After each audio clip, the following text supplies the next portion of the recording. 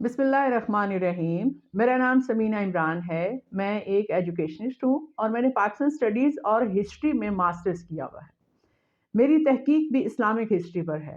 یہ بات بتانے کا مقصد آپ کو یہ ہے کہ آج جو ویڈیو میں بنانے جا رہی ہوں اس میں آپ کو سیاہ اور سفید کا فرق پتہ چلے اور آپ کو یہ پتہ چلے کہ پی ایچ ڈی جو ہے وہ ماسٹرز سے افضل ہے اور ماسٹرز جس نے کیا ہوا ہے وہ میٹرک سے افضل ہے۔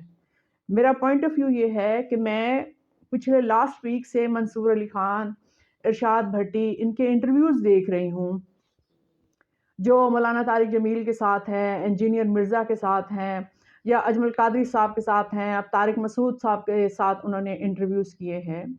میں آپ کو یہ بتانا چاہتی ہوں ناظرین کہ قاری اور مفتی میں کیا فرق ہے، یہ مجھے بھی معلوم نہیں تھا اس وقت تک جب تک میں نے ایک اسلامک یونیورسٹی اسکول سسٹم میں ایز پرنسپل کام کیا۔ اس سے پہلے مجھے بھی نہیں پتا تھا کہ قاری اور مفتی میں کیا فرق ہے۔ بینگ اے پرنسپل جب میں کوئی انسٹرکشن دیتی تھی تو مفتی صاحب جو تھے جو حفظ کروا رہے تھے اس ادارے میں، وہ میرے ساتھ قرآن اور حدیث کی روشنی میں مجھے وہ مسئلہ واضح کرتے تھے۔ پھر ایک قاری صاحب تھے، وہ بتاتے تھے کہ ہم نے قرآن کو کس طریقے سے پڑھنا ہے، اس کا تلفظ کیا ہے اور زیر زبر پیش کیا ہے، اس میں کیا مشکلات ہے، یہ ساری چیزیں وہ واضح کرتے تھے۔ اس سے پہلے مجھے بالکل معلوم نہیں تھا۔ یہ بات بتانے کا مقصد آپ کو یہ ہے کہ وہ لوگ جو قرآن اور حدیث کی تعلیم دیتے ہیں، جو مفتی ہیں، مفتی بڑی ڈگری ہے آپ اس کا پی ایچ ڈی سمجھ لیں، قاری اس سے چھوٹی ڈگری آپ اس کا ماسٹر سمجھ لیں، تو مفتی جو ہوتا ہے اس کے پاس فقہ اور حدیث اور قرآن کا جو علم ہے وہ عام مولانا اس کا مقابلہ نہیں کر سکتے۔ ظاہر ہے انہوں نے اتنے سال تعلیم حاصل کی ہوتی ہے نا۔ مجھے بھی کوئی اسلامک اگر مسئلہ ہے تو میں صحیح بخاری، صحیح مسلم یا قرآن کی تفسیر سے میں اس پوائنٹ آف ویو کو سمجھنے کی کوشش کرتی ہوں اور سم ٹائمز میں لوگوں کو بتا بھی دیتی ہوں، لیکن میں ایک انتہائی گناہگار اور چھوٹی انسان ہوں۔ میرا مقابلہ کسی مفتی سے نہیں ہو سکتا، نہ کسی قاری سے ہو سکتا ہے۔ جو بات وہ بتائیں گے وہ مدلل ہوگی اور وہ ٹو دا پوائنٹ ہوگی اور وہ ڈیٹس کے ساتھ آپ کو بتائیں گے۔ یہ میری زندگی کا تجربہ ہے جو میں آپ کو بتا رہی ہوں۔ اب سوال یہ پیدا ہوتا ہے کہ ارشاد بھٹی صاحب نے جو مولانا طارق جمیل صاحب کا انٹرویو لیا اور پھر اس کے اوپر کلپس آنا شروع ہو گئے، لوگوں کے بیانات آنا شروع ہو گئے، پھر منصور علی خان کا انٹرویو تھا اس کے اوپر کلپس آنا شروع ہو گئے۔ پہلے تو میں سب سے پہلے یہ ریکویسٹ کروں گی کہ ادب کا خیال رکھیں۔ یہ نہیں کہا میں نے کہ فلاں بیسٹ اور فلاں جو ہے اس میں کمی، یہ میں نے نہیں کہا۔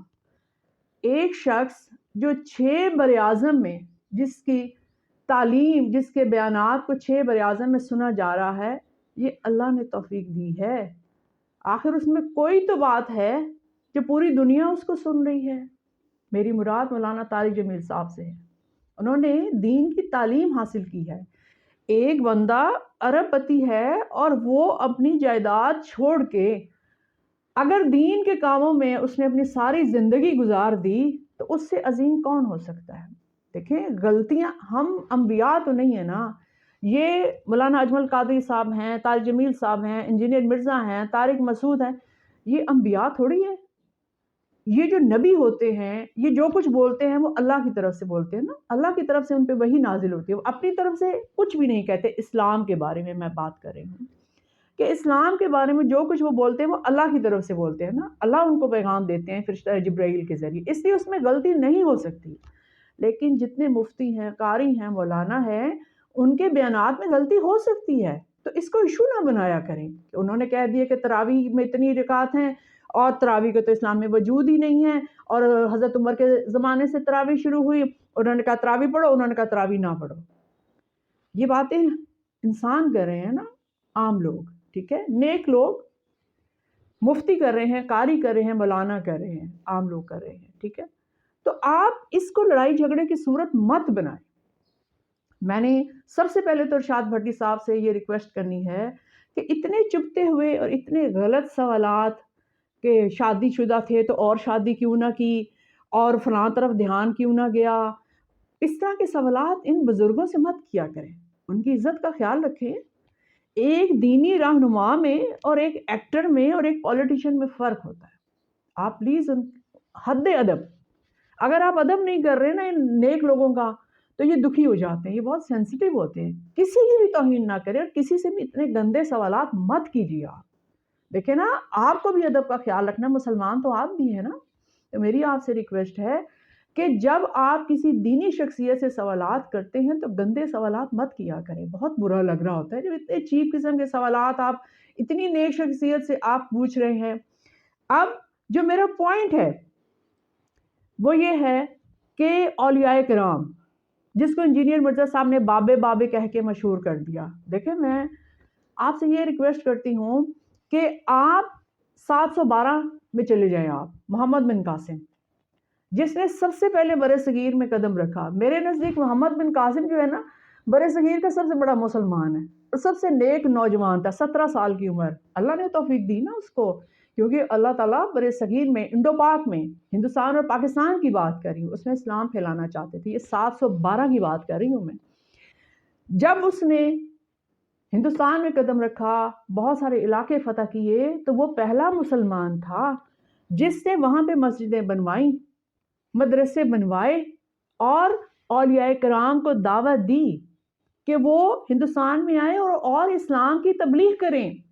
تاریخ کی کتابیں اٹھا کے دیکھیں، میں نے اسلامک ہسٹری میں ماسٹرز کیا ہوا ہے. آپ دیکھیں کہ اگر محمد بن قاسم برِ صغیر میں نہ آتا، راجہ داہر کی فوجوں کو شکست نہ دیتا، حجاج بن یوسف کے کہنے پہ ادھر نہ آتا، تو آج کے برِ صغیر میں کیا ہندوستان اور پاکستان میں اتنے مسلمان ہوتے؟ آپ کو یہ سوچنا چاہیے کہ انڈو پاک میں اگر آج یہ جو کروڑوں مسلمان ہیں، یہ اولیاء کرام کے مرہون منت ہیں. انہوں نے اسلام پہ لایا. آپ شاہ ولی اللہ کی ہسٹری پڑھیں. شاہ ولی اللہ رحمۃ اللہ علیہ جو تھے، انہوں نے سب سے پہلے یہ بات کی کہ قرآن کا ترجمہ پڑھیں، اور انہوں نے سب سے پہلے عربی اور فارسی میں ترجمہ کیا قرآن کا، اور لوگ ان کے اگینسٹ ہو گئے کہ ہاں عربی زبان میں قرآن ہے اور اس کا ترجمہ کریں، اور لوگ ان کو مارنے بھی آ گئے. لیکن انہوں نے اپنا پوائنٹ آف ویو نہ چھوڑا. انہوں نے لوگوں کو سب سے پہلے بتایا، انڈو پاک میں شاہ ولی اللہ نے سب سے پہلے بتایا کہ اگر ہمیں یہی نہیں پتا کہ اللہ پاک ہم سے کیا کہنا چاہ رہے ہیں، ہمیں زندگی کیسے گزارنی ہے، تو پھر فائدہ کیا قرآن پڑھنے کا. یہ ان کا پوائنٹ آف ویو تھا اور میں اس سے ایگری ہوں. اور اس کے بعد جتنے بھی اولیاء کرام آئے یا مسلمان آئے، ان سب نے اس چیز پہ فوکس کیا کہ ہمیں قرآن پاک کا ترجمہ پڑھنا چاہیے تاکہ ہمیں پتہ چلے کہ اللہ تعالیٰ ہمیں کیا میسج دے گئے ہیں. اس کے بعد دیکھیں حضرت نظام الدین اولیاء، فرید الدین گنج شکر، شاہ ولی اللہ، عبد القادر جیلانی، امام غزالی، مجدد الافسانی، بہاؤالدین ذکریہ، عبداللہ شاہ غازی، قطب الدین بختیار کاکی، لال شہباز قلندر، میاں محمد بخش اور وارث شاہ. یہ وہ لوگ ہیں کہ جن کی تبلیغ کی وجہ سے اتنے لوگ اسلام لائے. آپ اسلامک ہسٹری تو مرزا صاحب پڑھ کے دیکھیں کہ اگر یہ لوگ انڈو پاک میں نہ آتے تو آج اتنے مسلمان بھی نہ ہوتے. دیکھیں آپ بابے کہہ کے ان کی توہین کر رہے ہیں. اگر آج داتا صاحب دربار پہ اتنے لوگ غلط کام کر رہے ہیں، جوا کھیل رہے ہیں یا نشہ کر رہے ہیں، میں بھی اس بات سے ایگری کرتی ہوں، میں نے دیکھا ہوا یہ سب کچھ، تو کیا انہوں نے کہا تھا کہ آپ یہ سب کریں؟ یہ تو ہماری غلطیاں ہیں نا، یہ ہم لوگوں کی غلطیاں ہیں کہ ہم ادھر جا کے چڑھاوے چڑھا رہے ہیں یا منتیں مانے. انہوں نے تو نہیں کہا نا، وہ تو اللہ کے نیک بندے تھے، ٹھیک ہے، اور اللہ کے نیک بندوں نے اسلام کی تبلیغ کی ہے اور لوگوں کو مسلمان کیا ہے، اسلام کا مطلب سمجھایا ہے. آپ ان کے اگینسٹ کیسے بول سکتے ہیں؟ مجھے سمجھ نہیں آتی. آپ اتنا ان کے خلاف بولتے ہیں، بابے تشیع کوئی نہیں، بابے تشیع کوئی نہیں. یہ کوئی بات ہے کرنے والی؟ آپ مسلمان ہیں، آپ بتائیں اگر اولیاء کرام انڈو پاک میں نہ آتے تو آپ کہاں ہوتے آج؟ آپ کیا مسلمان ہوتے؟ میری صرف اس بات کا جواب دے دیں آپ. تو میں آپ سے شدید اختلاف کرتی ہوں، اور میں ان تمام لوگوں سے جو یہ کہتے ہیں کہ انجینئر مرزا بالکل صحیح کہہ رہا ہے، باب تشیع کوئی نہیں، یہ کفر ہے. کفر یہ ہے کہ آپ قبروں پہ جا کے سجدہ کریں. کفر یہ ہے کہ آپ اللہ کے بعد کسی اور کو، نعوذ باللہ، آپ اللہ کے ساتھ کسی کو شریک ٹھہرائیں. یہ کفر ہے، ٹھیک ہے. ان اولیاء کرام نے کبھی نہیں کہا کہ آ کے ہمارے قدموں میں سر رکھو، یا خدا نخواستہ جلال الدین محمد اکبر کی طرح یہ کہا کہ آ کے سر ہمارے قدموں میں رکھو یا ہمیں جھک کے سلام کرو. انہوں نے تو نہیں کہا. انہوں نے تو اسلام کی تبلیغ کی ہے. اور اس کے بعد جتنے ہماری زندگی میں، اور سید جو لوگ ہیں ہمیں ان کی عزت کرنی چاہیے۔ اگر کوئی سید انسان کوئی غلط کام کر رہا ہے، اس کا مطلب یہ تو نہیں کہ ہم سیدین کے خلاف بولنا شروع کر دیں۔ جو نیک لوگ ہیں وہ موچی اور مسلی بھی نیک ہو سکتے ہیں، تو اللہ کو پتا ہے نا کہ کون نیک ہے۔ تو میرا پوائنٹ آف ویو یہ ہے کہ ہمیں اس طرح ان کے اگینسٹ نہیں بولنا چاہیے۔ ناظرین کرام، آپ اپنی رائے سے مجھے بتائیں کہ کیا میں غلط کہہ رہی ہوں؟ اگر میں غلط ہوں تو پلیز مجھے گائیڈ کریں۔ میرے اندر اتنا حوصلہ ہے کہ میں بات کو سمجھ سکوں، لیکن میری آپ سے یہ گزارش ہے کہ یہ جتنے بھی لوگ نیکی کے کام کر رہے ہیں، یہ ایک دوسرے کے اوپر کیچڑ نہ اچھالیں، اور میڈیا کے لوگ جو انٹرویو لیتے ہیں اور چسکے لیتے ہیں اور بڑھ بڑھ کے خبریں لگا رہے ہوتے ہیں، یہ غلط ہے۔